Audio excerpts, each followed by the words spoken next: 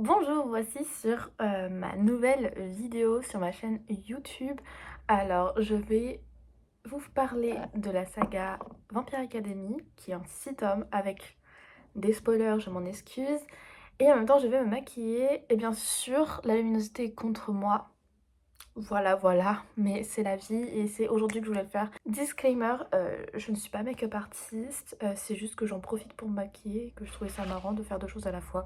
Voilà, voilà, voilà. On va commencer. Alors, Vampire Academy, on suit Rose. C'est notre personnage principal qui est une vampire. Alors, les vampires, ce sont des personnes qui sont croisées en fait entre deux espèces entre guillemets de vampires.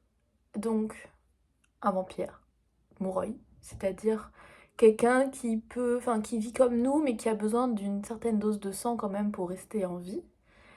Et d'un autre vampire ou d'un humain. Et souvent les vampires doivent être plus tard des gardiens pour protéger en fait les Moroi parce que ils ont cette dans leur culture, c'est un peu comme pour remercier en fait les Moroi de les aider à avoir encore d'être encore une espèce parce qu'en fait sans eux il n'y aurait pas de vampires parce que les vampires peuvent pas se reproduire entre eux. Donc grâce à eux, en fait, ils sont obligés de les protéger parce que s'ils veulent continuer à exister, il faut que les Moroi soient eux-mêmes protégés pour pas mourir en fait. Et ils peuvent mourir parce qu'il y a des grands méchants qui sont les Strigoi, qui sont les vampires genre Dracula, vous voyez le délire. Et du coup, Rose est une vampire, mais sa meilleure amie, Lisa, est elle une Moroi. Et pas n'importe quelle Moroi, c'est la dernière de sa lignée, la seule de sa lignée parce qu'elle a perdu sa famille. Et du coup, elle fait partie de la royauté. Elle est donc la princesse Dragomir. Donc, elle va avoir une place importante dans la politique future du royaume, parce que du coup, elle a sa place au conseil, on va dire ça comme ça, qu'elle ne pourra avoir que bien plus tard. On rencontre ces deux personnages au début du livre, et vraiment le début du premier tome, je comprenais pas ce que je lisais. Enfin, j'étais un peu perdue. Elles sont parties, elles ont fui leur école, elles ont fui leur société, leur peuple, elles ont tout fui. Parce qu'il y aurait une menace à l'encontre de Lisa. Tu débarques en mode ok, genre why not? Sauf que au début du premier tome, elles sont retrouvées par un garçon qui s'appelle Dimitri, qui est un gardien et qui va les ramener de force un peu à leur école. Ce premier tome, je le trouvais assez simple, entre guillemets, en mode pas. Il était pas incroyable, je sais ce que je veux dire. C'est une bonne lecture, mais sans plus. J'avais assez vite deviné les trucs, même si j'arrivais assez à être surprise. Donc, quand je dis des trucs, je parle des plots en fait. Je les ai très vite devinés, mais donc les plots, les intrigues, c'était quand même bien. Il y avait quand même un peu de surprise parce que j'ai pas deviné tout de suite pour les premières pages, mais on va dire que je découvrais plus vite que le personnage principal, c'était satisfaisant. Parce que du coup, en revenant à leur école, il y a eu une menace à l'encontre de Lisa. Lisa a un pouvoir et ce pouvoir la lie avec. Le pouvoir la lie avec Rose depuis l'accident de ses parents en fait, où elle était elle-même dedans. Par exemple, Rose peut voir à travers elle, savoir ce qu'elle pense, vivre un peu sa vie à travers ses yeux. Et au début du livre, elle contrôle absolument pas le pouvoir. Au fur et à mesure, elle finit par le contrôler, mais pas au début du livre. Du coup, des fois, elle se retrouve là-bas, elle veut pas se retrouver là-bas, elle voit des choses, elle est en mode je ne veux pas voir ça, c'est horrible. Donc c'est un petit peu gênant, on va pas se mentir. Et d'un autre côté, Lisa, elle est grave, enfin elle peut grave manipuler un peu l'esprit des autres Moroi. Alors, ils peuvent le faire naturellement les Moroi, mais pas aussi bien qu'elle. Et c'est hyper interdit en plus, surtout parce que c'est de la manipulation. Enfin, ils appellent ça de la compulsion en anglais. Je sais pas c'est quoi le terme en français, je pense que c'est aussi compulsion. Lisa, elle a vraiment un pouvoir, mais on comprend pas trop d'où ça vient. Et elle l'utilise pas mal pendant le premier tome, et plus elle l'utilise, plus on se rend compte qu'elle va pas très bien. Psychologiquement, elle se fait du mal. Physiquement, oui, oui, oui. Alors, trust the process, hein. C'est laid, mais ça va devenir pas trop moche après. Il y avait de la romance des deux côtés des personnages. Parce qu'en plus c'est intéressant vu que Rose rentre dans la tête de Lisa, t'as un peu deux récits en un parce que t'as le récit par rapport à ce que vit Lisa pardon, et t'as le récit de ce que vit du coup Rose de son côté parce qu'elles vivent pas toujours les mêmes situations vu qu'elles ont pas du tout la même vie de base. Rose doit devenir la gardienne normalement de Lisa plus tard. Donc ses cours elle c'est pour protéger Lisa plus tard, etc. etc. Enfin bref, vraiment pas la même vie pendant que Lisa prend des trucs autres quoi. Mais elles ont toutes les deux une romance que j'ai grave kiffé dans le premier tome parce qu'il y a une romance un peu interdite, on va pas se mentir. Et de base, je suis grave contre les romances interdites parce que je trouve ça grave gênant. Enfin, genre, c'est juste problématique, ce genre de truc en fait. Sauf que là, je sais pas, ça fonctionne. Enfin, en fait, comme les personnages vivent tellement de trucs durs pour leur âge, je les imagine plus vieux que ce qu'ils sont parce que j'arrive pas à me dire, ouais, ils ont 16 ans, ils vivent ça. Non, impossible parce qu'ils vivent vraiment des trucs de malades mentaux. Dans ma tête, ils sont beaucoup, beaucoup plus vieux et y a personne pour me faire changer d'avis sur la question parce que vraiment, quand je dis ils disent des trucs what the fuck pour leur âge, je vous assure, personne à 16 ans à part peut-être Harry Potter. Voilà quoi. Mais du coup, j'imagine plus vieux, c'est pour ça que la romance fonctionnait surtout du coup. Enfin, la romance fonctionnait pour celle de Rose. Parce que Rose, j'ai parlé de Dimitri, donc c'est un des gardiens qui travaille à l'école pour le moment parce que depuis que Rose et Lisa ont fui, il a été assigné pour du coup retrouver Lisa et surtout devenir son gardien. Avec peut-être Rose si elle se comporte bien pendant ces autres années, mais bon, spoiler alert, elle se comporte pas très bien, je trouve. Enfin, elle est pas très responsable, quoi. C'est pas la personne la plus responsable au monde, même si je trouve qu'elle a une bonne évolution dans tous les tomes. Vraiment, elle a une trop bonne évolution. En fait, ils se rapprochent parce que ils ont raté 2 ans en gros de cours et Rose, ce qu'elle fait, c'est se battre. Elle apprend à se battre, etc. Donc elle est grave en retard. Mais vraiment, grave en retard. Donc elle prend des cours de rattrapage, ouais, pour rattraper le retard qu'elle a actuellement. Et ces cours de rattrapage, c'est bien entendu avec Démétré. Donc ils se rapprochent, ils font des combats un peu rapprochés, enfin bref, trop cute, on aime trop. Et le truc c'est que genre lui il a 24 ans, c'est pour ça que c'est dérangeant, elle a genre 16, 17, un truc comme ça, je crois qu'elle a 16 ans au début. Peut-être... Non, peut-être 17 parce que... Ouais, je pense qu'elle a 17 ans. Parce qu'elle va avoir 18 ans dans les prochains tomes en fait, dans le tome 4, tome 3, tome 4, 3, je sais plus. L'un des deux. Je crois que c'est tome 3, fin du tome 3 peut-être. Ils ont cette romance interdite parce qu'ils vont finir par travailler ensemble plus tard, normalement, pour être avec Lisa. Et du coup, c'est genre un peu... ça pourrait mettre en danger Lisa en fait, s'ils sont ensemble parce qu'ils vont penser à l'un et l'autre et pas à Lisa. Enfin bref, pas ouf. Et parce que du coup, l'âge, en fait. Je suis désolée, mais l'âge, enfin... Again, ça me dérange de ouf. Donc j'imaginais qu'elle ait 20 ans. Ça allait mieux. Et à côté, il y a donc Lisa qui vit aussi sa romance avec le gars un peu mis de côté par la société aussi, on va pas se mentir, on va pas se le cacher. C'est Christian. Bref. En fait, ses parents sont devenus Strigoi. Donc les Strigoi, je rappelle, c'est des grands méchants vampires. Et en fait, on peut devenir Strigoi si on le souhaite, ou on te force, voilà. Et eux, ils ont vraiment décidé d'être Strigoi. Donc pour être Strigoi, ils ont bu volontairement le sang de quelqu'un jusqu'à la tuer. Cette famille est un petit peu mise à côté de la société parce que la teon quoi, enfin genre c'est horrible, famille de Strigoi, nanana. Et tout le monde est en mode ouais lui aussi va devenir Strigoi c'est sûr. Et au départ Rose elle est grave en mode huge, non faut pas qu'elle s'approche de lui parce que Burke, enfin voilà genre les préjugés on connaît.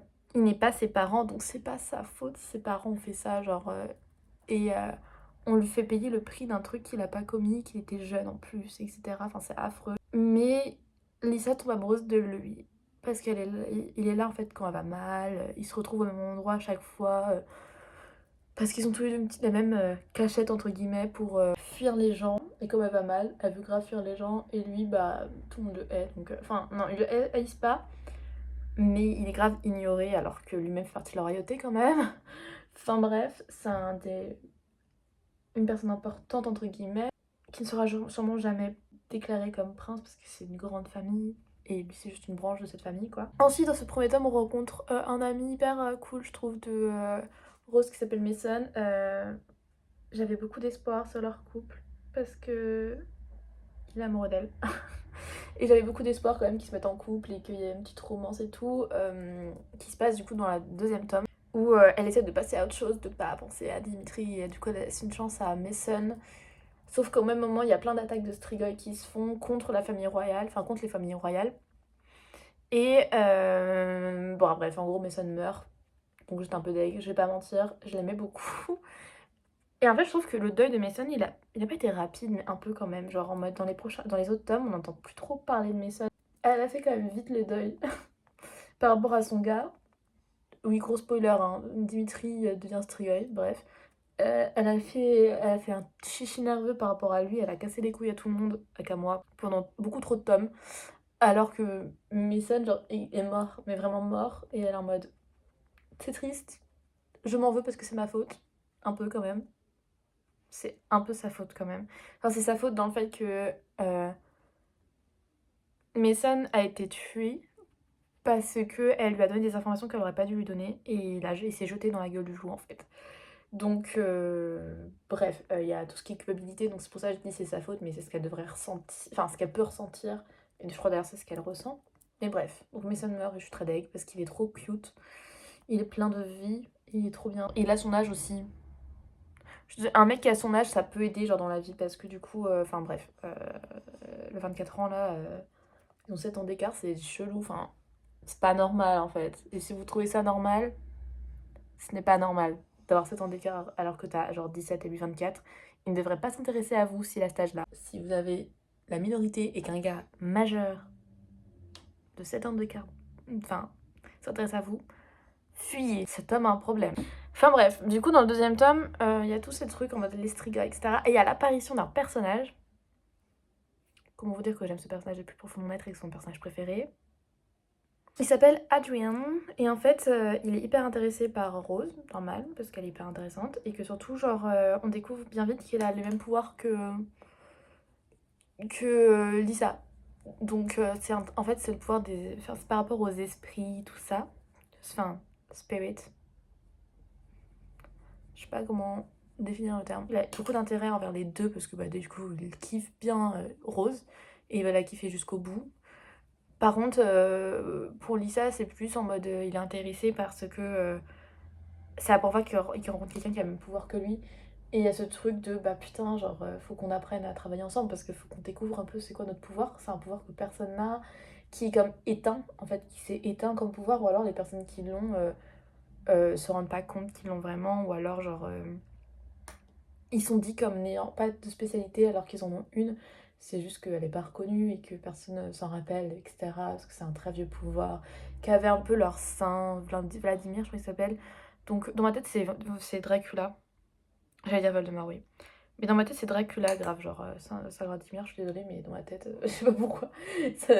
En vrai, j'imagine Dracula. Et on découvre aussi ce qu'est Rose, parce que du coup, voit quand même à la tête de. Enfin, ce qui se passe dans la tête de Lisa, c'est un peu chelou, on peut se l'avouer. Et en fait, ça s'appelle une Shadow Kiss. Elle a embrassé la mort parce que Lisa l'a fait revenir d'entre les morts. Parce qu'ils peuvent faire ça. Mais ils ont tous des spécialités un peu différentes parce que Lisa peut pas faire les trucs que fait Adrien et vice versa. Genre, ils ont pas les mêmes capacités, les mêmes forces, etc. dans leur pouvoir. C'est hyper intéressant. Enfin, vraiment, leur pouvoir est hyper intéressant et je trouve ça trop bien d'avoir. Enfin, que genre on en parle, enfin je sais pas, on développe le truc, on en parle vraiment, etc. Et moi j'ai trop aimé ce bout-là. Vraiment, comme tout deuxième tome qui se respecte, un peu inutile. On connaît les deuxièmes tomes, pas très importants. Enfin, pas importants, mais genre les deuxièmes tomes sont jamais aussi bons que les autres tomes. Je vais pas dire qu'il est affreux le deuxième tome, mais genre on va dire qu'il faut que je sois concentrée pour m'en rappeler. Et je dis ça, mais je me rappelle même pas du troisième. Je sais plus de quoi parle le troisième tome. En fait, le troisième, je le trouve un peu inutile jusqu'à la fin. Genre, il se passe pas grand chose jusqu'à la fin. C'est pour ça que je m'en rappelle pas. Parce qu'en fait, c'est jusqu'à la fin, il y a Dimitri qui devient un Strigoi, quoi. Rose, elle est en mode oh mon dieu, l'amour de ma vie. Alors qu'il commençait à faire des plans sur la comète par rapport à leur futur et tout, en mode oui, on va vivre ensemble, on va devenir amoureux, nanana. Enfin, on sera amoureux, nanana, l'un et l'autre ensemble. Enfin bref, deux amoureux qui parlent d'un futur, quoi, comme toute personne tout couple qui se respecte un minimum. et qui se voient ensemble dans le futur surtout. Vraiment, le troisième tome est inutile à part la fin, donc c'est pas ouf. Moi j'ai pas kiffé qu'il y ait juste, qu'il y ait juste ça d'intéressant. Par contre, on va parler de mon tome préféré, le quatrième tome, parce que il y a la notion du deuil. C'est carrément le deuil en fait qui a fait Rose, parce que quand tu viens Strigoi, bah du coup tu perds toute l'humanité, bref, t'as plus d'âme en fait, et c'est très particulier. Et en fait, Rose décide d'aller en quête et de tuer Dimitri. Elle est majeure, elle peut partir de l'école si elle le souhaite, donc elle se casse de l'école et elle décide de partir en quête de Dimitri pour le tuer. Donc elle se retrouve en Sibérie, je crois qu'il vient de Sibérie, si je me rappelle bien. Elle rencontre sa famille parce qu'elle pensait qu'il allait être vers sa famille, mais non. Il n'était pas vers sa famille. Désolée, ma mère passe aspirateur. Meilleur tome au monde parce que déjà on découvre la famille de Dimitri que j'ai trouvé hyper intéressante. J'étais en mode mais reste avec eux parce qu'on lui sont en mode mais reste avec nous. On est ta famille maintenant un peu parce que tout le monde comprend qu'il y a eu un truc entre les deux. Vu qu'elle est incapable de le cacher. Elle rencontre aussi Sinek qui est une alchimiste. En fait, c'est une humaine qui avoue sa vie à cause de sa famille, hein, parce que c'est un truc de famille, pour protéger le secret des vampires, alors qu'elle veut grave pas faire ça dans sa vie. Enfin bref. Et j'aime trop son développement à ce personnage parce qu'au départ, elle est grave en mode vous êtes des abominations, puis après, elle devient pote avec Rose, donc voilà quoi. Elle le retrouve, mais il la drogue avec son sang parce que le sang des Strigoi et aussi des Moroi, c'est un peu comme si tu prenais de la drogue quoi. Et du coup, elle est un peu high tout le temps quoi. Genre, elle est tout le temps sous drogue en gros, parce qu'à chaque fois qu'il vient, il lui prend du sang. Et du coup, elle est genre un peu comme séquestrée. Et en fait, elle est complètement perdue. Et parce qu'elle est complètement bourrée du coup, entre guillemets. Enfin, bourrée, droguée. Et après, genre, il y a tout ce délire où elle essaie de fuir, elle essaie de passer outre la drogue, etc. Et lui, il va à tout prix là-dessus. Enfin, il sait pas, en fait, il va la transformer parce qu'il se rappelle que l'importance qu'elle a pour lui, je pense, au fond. Sauf que du coup, il veut la transformer pour l'avoir à ses côtés parce qu'elle est trop forte, en fait. Enfin, faut savoir, c'est un peu une tueuse. Rose, c'est un peu une tueuse de Strigoi bien confirmée, hein. On va pas se mentir qu'elle en a tué pas mal. Et du coup, lui, il est en mode je la veux à mes côtés parce que, quand même, la classe. Mais c'est pour se la crâner plus qu'autre chose, quoi. Enfin, c'est vraiment une histoire de propriété. Alors que de base, il est amoureux d'elle. Et en fait, comme il a plus d'âme, bah. Je pense que ça se traduit plus comme maintenant de l'appropriation de la personne. Enfin, c'est glauque. Elle finit par s'échapper, donc voilà. Mais du coup, comme elle s'est échappée, après elle revient, etc. Et elle reçoit des lettres dans le cinquième tome et dans la fin du quatrième de Dimitri qui dit bah je vais te tuer en fait, je vais te retrouver, te bouffer, te tuer, en fait mettre fin à ton existence. Et t'es comme. Et le cinquième tome est une grosse déception juste après en fait, parce que elle revient à l'école et du coup elle refait partie de l'académie, elle redevient étudiante, etc. Elle réussit à revenir dans tout ça. Sauf que on se rapproche dans le livre du moment où ils vont être en mode, je vais dire diplômés. Ils vont avoir l'épreuve pour être diplômés. On la voit pas trop cette épreuve. Cette épreuve elle est grave survolée. J'ai pas kiffé. D'ailleurs les derniers mois dans son académie, on la voit pas. Hein, on arrive au moment du diplôme, en gros, au moment de l'épreuve et du diplôme, tout ça. Donc j'étais grave deck parce que quand même on nous fait des chichis sur ça depuis le premier tome pour pas la voir. Foutage de gueule. Donc ça m'a saoulée. Et du coup, après, on la voit à l'extérieur de l'académie, à la cour. Et en fait, là, une idée en tête, c'est de retrouver un frère du méchant du tome 1. Parce qu'il aurait lui aussi le même pouvoir que Lisa. Et en fait, elle comprend, via ses. Dans le quatrième tome, elle comprend qu'il y a moyen de faire revenir à la vie les Strigoi. Et moi, je trouve ça complètement stupide comme plan parce qu'on était très bien sans Dimitri. Alors, j'adorais Dimitri, hein. Mais on était vachement mieux quand même sans lui. L'amour de ma vie de ce livre, cette saga, c'est quand même Adrien. Et je rappelle qu'Adrien est amoureux en fait de Rose. Et elle lui laisse une chance à la fin du quatrième tome quand elle revient. Elle est en mode bon, bah d'accord. Ok, je t'avais promis une chance d'être avec toi, de tomber amoureuse de toi. Pour que dans le cinquième tome, tu comprends qu'ils sont en couple depuis plusieurs mois, mais qu'elle va quand même se casser pour essayer de sauver la vie de Dimitri. Alors que laisse tomber, frère. Enfin, vraiment, il y en a plein des Strigoi dans ce bas monde. elle décide de partir un peu à la recherche donc de cet homme et pour ça elle a besoin de trouver à nouveau le grand méchant, bref. Et bien sûr, elle réussit à sauver Dimitri. Ah et moi j'étais en mode mais on peut pas genre... En fait on a tué que Mason et depuis tout le monde reste en vie en fait. Et ça m'énerve, genre en mode tout le monde est normal, tout le monde reprend sa forme normale, enfin je sais pas comment dire mais ça m'a grave agacée. Moi j'aime bien quand les auteurs ils sont pas trop de... Enfin qu'ils osent en fait aller jusqu'au bout et en plus je trouvais ça hyper intéressant qu'elle soit avec Adrien parce que du coup ça prouvait qu'on pouvait tomber amoureux de quelqu'un d'autre. On ne sait pas parce que t'es tombé amoureux une fois que tu peux pas tomber amoureux une deuxième fois et les amours sont tous différents. Non non. Du coup bah non en fait, genre y a pas du tout ça qui est travaillé. Et c'est hyper nul et agaçant pour moi, genre je trouve ça vraiment nul. Donc grosse déception. Et le sixième tome... Sixième tome c'était particulier parce que... En fait ça n'a rien à voir avec les autres tomes parce que c'est un peu une enquête policière, si je puis me permettre. Parce qu'en gros, Rose doit fuir parce qu'elle est soupçonnée d'avoir tué la reine parce qu'elle est toujours... En fait elle est toujours... Elle a jamais été d'accord avec ce que propose la reine, ce que fait la reine et du coup... comme personne ne sait trop qui a pu tuer la reine, ils sont en mode bah c'est Rose. Puis on a trouvé un peu l'arme du crime et c'était son arme à elle. Enfin bref. Et du coup, elle est envoyée en prison, mais ses potes vont la sauver de la prison, ils vont l'emmener loin pour essayer de trouver qui a vraiment tué la reine. Et en même temps, Rose découvre que Lisa aurait un frère ou une sœur cachée qui pourrait lui permettre d'avoir vraiment accès à sa place au conseil un peu de la reine. Anciennement la reine, du coup, feu la reine, puisque la reine est morte. Il y a beaucoup de lois à la con dans ce royaume. Et là, l'une des lois, c'est si tu n'as pas de famille, tu ne peux pas faire partie, alors que tu es roi, enfin t'es princesse, mais si t'as pas de famille, tu peux pas faire partie du conseil parce que t'as besoin d'une famille. Enfin bref. Ridicule. Donc elles sont toutes les deux dans des missions un peu, donc ça fait très enquête policière, genre... Et dans un micmac à la fin, c'est Lisa qui a genre 18 ans, qui finit par devenir reine et je suis comme what the fuck, genre en plus comment on va faire pour être reine et pour étudier à la voix parce qu'elle est à l'université. D'un côté, tu sens qu'elle est capable d'être reine parce qu'elle ait fait preuve de justesse et que d'ailleurs son pouvoir permet qu'elle ait énormément de charisme. Sauf que moi justement j'aurais pas confiance en quelqu'un qui a son pouvoir parce qu'elle peut manipuler qui elle veut. Et je trouve ça quand même bon con du coup de l'avoir mis sur le trône parce qu'elle peut tous vous manipuler comme as, mais c'est pas grave, faites ça, faites ça.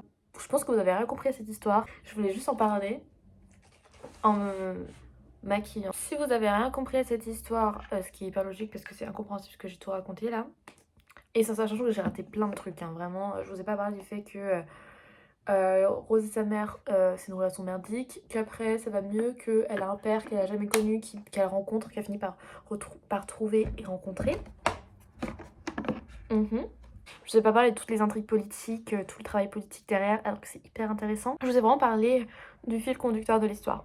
Et essayer de vous l'expliquer de manière un peu chaotique, parce que c'est comme ça que je fais les choses. Toujours de manière chaotique. Si ça vous intéresse de découvrir un peu toutes des intrigues un peu politiques, les jeux de pouvoir clairement, des personnes qui ont des pouvoirs tout simplement, genre vraiment ça c'est génial, moi j'adore le fait qu'il y ait des personnes qui ont des pouvoirs. Comprendre comment fonctionne leur pouvoir, des secrets un peu de famille du coup, parce qu'il y a aussi un peu de ça dans le dernier tome. De l'amour, des romances interdites, parce que l'autre il a 24 ans, toujours été, ça me choque. Surtout qu'ils finissent ensemble, ils méritent pas. Je trouvais que ce couple était très relou, sans vouloir être méchante.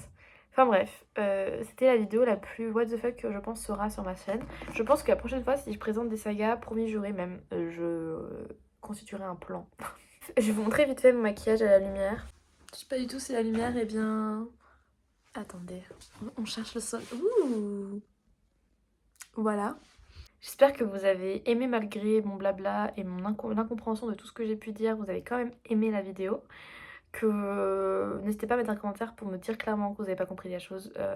Pour que je vous explique tout. Non, je rigole. N'hésitez pas à commenter quoi que ce soit. Sur la saga ou pas. Ou sur mon incroyable make-up. Que vous voyez rien là mais que vous avez pu voir il y a 2 secondes. N'hésitez pas à partager à vos amis lecteurs et lectrices. Ou à votre famille de lecteurs. Surtout s'ils ont lu la saga. Pour qu'on puisse en discuter. Abonnez-vous. Promis, les autres vidéos sont un peu plus structurées, mais pas vraiment plus. Je vais pas me mentir sur ça. Et les prochaines sont peut-être mieux. Je l'assure pas non plus. Je vous souhaite de merveilleuses lectures et bisous!